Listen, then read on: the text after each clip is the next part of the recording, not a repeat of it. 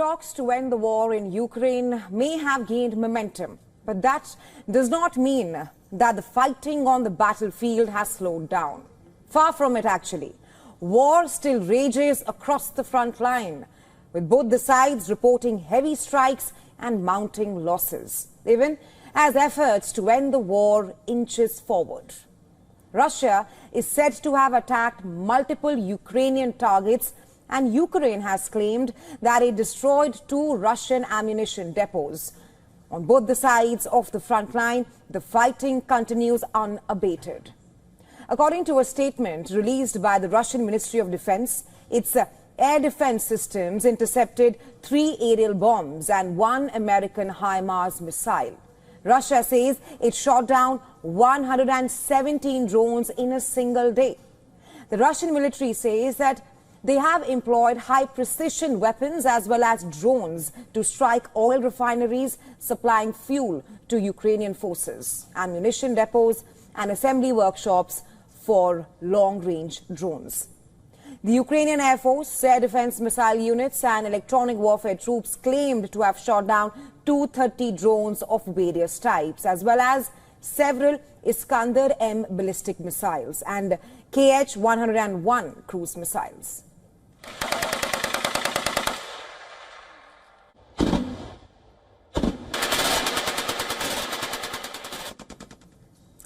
In Ukraine's Sumy region, emergency crews responded after Russia launched an overnight strike, injuring 14 people, including 3 children.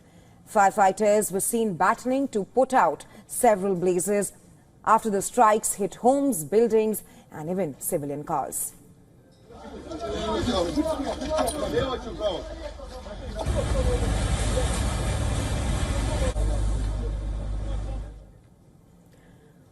Well, that's what's happening on the battlefield right now. But as far as peace talks go, the White House said on Tuesday that the U.S. can assist, can help in the coordination as far as security guarantees for Ukraine are concerned.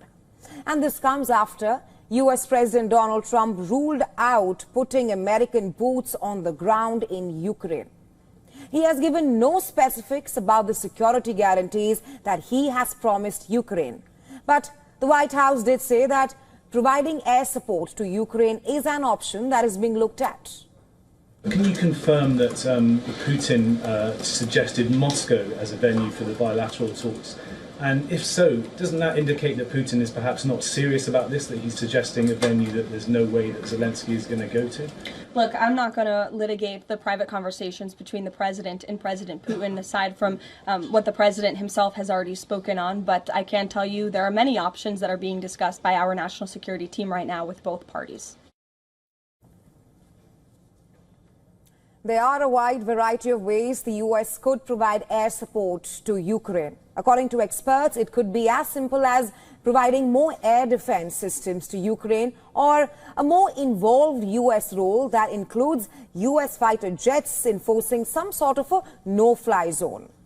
Meanwhile, Russia remains steadfast on its demands. During an interview with Russia's state TV channel on Tuesday, Russia's foreign minister Sergei Lavrov said that territorial changes are essential. They are important component of conflict resolution.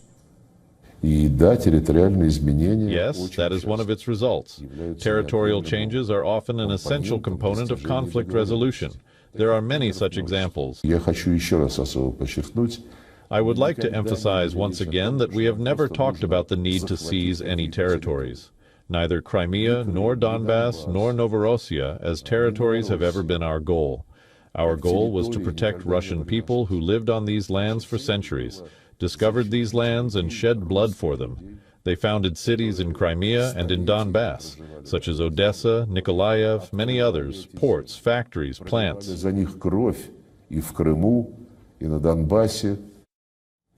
Russia currently holds around a fifth of Ukraine, and Trump, who is trying to push both the sides to end the war, has said that land swapping and territorial adjustments will be a key to any potential settlement. So in a flurry of diplomacy aimed at ending the war, Trump invited Ukrainian President Volodymyr Zelensky and European leaders to the White House on Monday.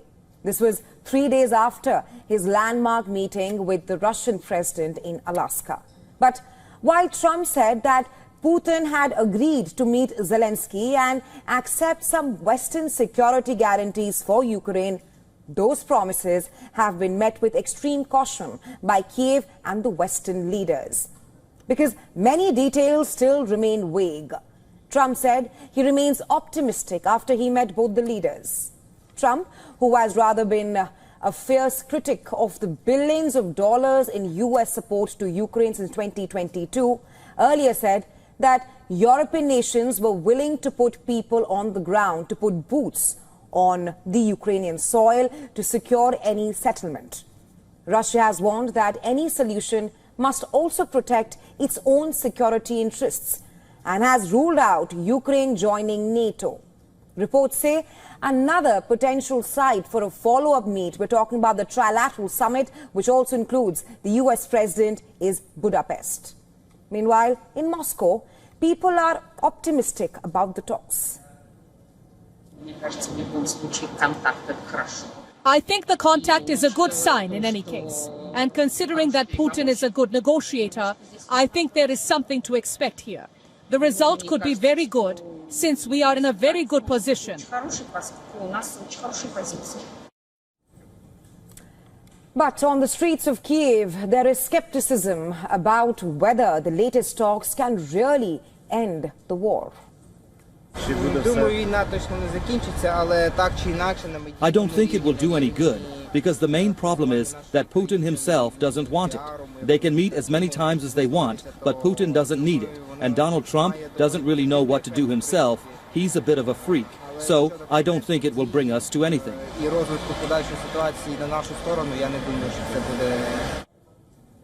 In Afghanistan, the Taliban marked the country's 106th Independence Day with a military air display over Kabul. Helicopters and fighter jets flew in formation. The commemoration, once a celebration of freedom from the British, is now being used by the Taliban to showcase its military strength. Take a look.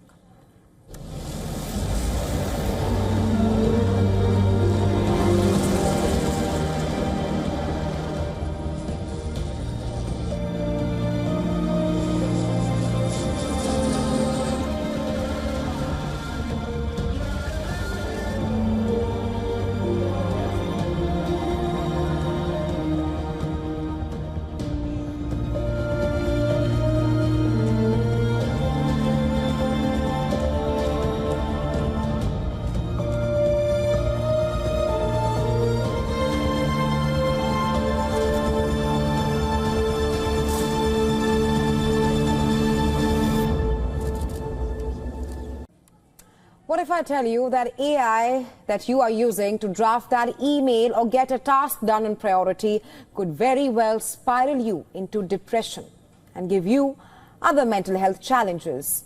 Raising alarm over the use of AI, Microsoft's head of AI has warned that digital chatbots are fueling a flood of delusion and psychosis. This was after a horde of users reported experiencing mental breakdowns when using tools like ChatGPT. In recent times, what's even more alarming is the fact that such problems may not be exclusive to those already at the verge of mental health. But it could also impact the general population exposed to the good, bad and the ugly of the AI game, many of whom could even fall into the trap of buying these illusions and failing to acknowledge what's real and what's not. So much so that experts warn this could nudge users to fight for rights of the AI interface or the bots they use over their own. Let's face it, hundreds of millions of people chat with OpenAI's ChatGPT and other AI chatbots each week, and that too for hours on end. And if they were to fall prey to the ills stated, it's only a rabbit hole from there. So what's the solution? While decentering AI from daily life is no longer an option, perhaps limited and smart usage can help draw a line.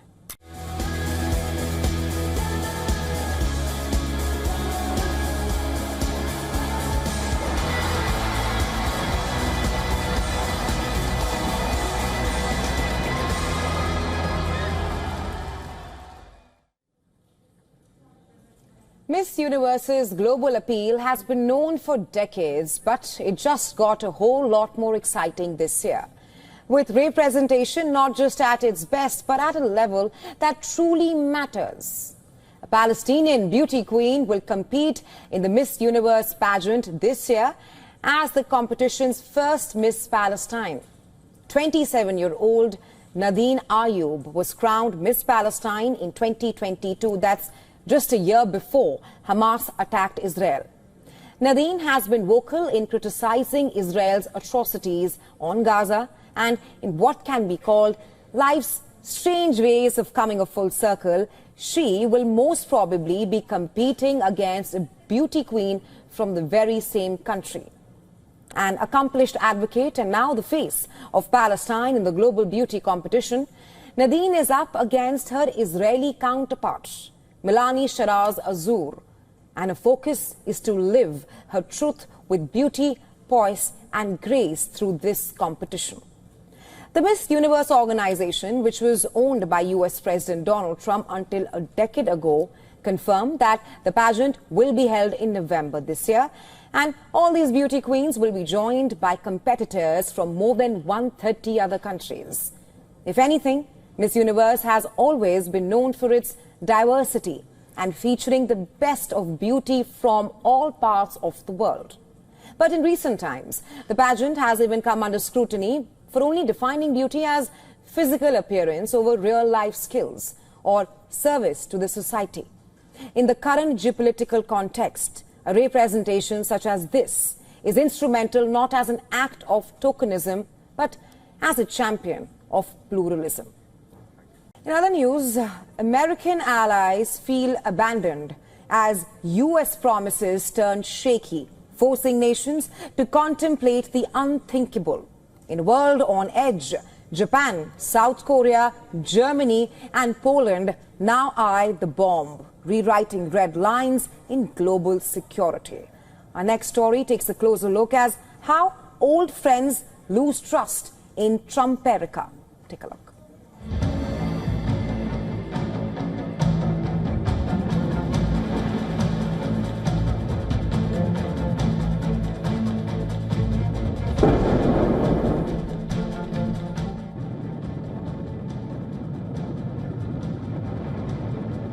Mushroom clouds haunt Japan's nightmares once more.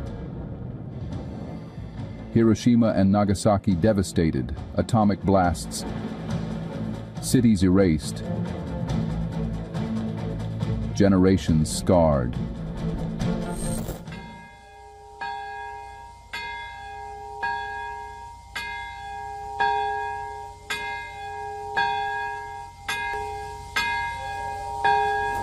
Now in 2025, those haunting images flash anew in Tokyo's power corridors. President Trump's wavering on America's defense promises rattles Asian and European capitals. Japan's leaders are debating what few thought possible, having their own nuclear bomb. Unlike other countries, it's not easy for Japan to go nukes, and I think it's not really politically possible at this moment. That being said, for example, employing or introducing the American nukes in case of the emergency, that's possible, I think. I sense there's a growing recognition, at least among some, that Japan must develop its own nuclear strategy, something we've long avoided but now must be addressed. I'm hopeful about that shift. U.S. reliability, once the bedrock of global deterrence, has cracked under Trump's unpredictability and his America First policy. With Washington hinting at pulling U.S. troops, curbing security guarantees, and dismissing alliances, Tokyo faces an unprecedented dilemma. Can Japan trust America to shield it from North Korea's missile or China's mighty military? The answer increasingly is no. This isn't an isolated dilemma. Across the globe, America's traditional allies are facing the same terrifying question. In South Korea, with a nuclear-armed North Korea on its border, a growing chorus of political and public opinion is advocating for Seoul to build its own nuclear deterrent. The fear is that if the US were to back away, South Korea would be left vulnerable. Similarly, in Europe, Poland, a frontline state bordering Russia, is also contemplating a nuclear future as a hedge against what it sees as a potentially crumbling NATO alliance and a new wave of Russian aggression. The world's most fragile red line is being tested, and the nuclear genie, once unleashed, may never return to the bottle. Bureau Report, WION, World is One.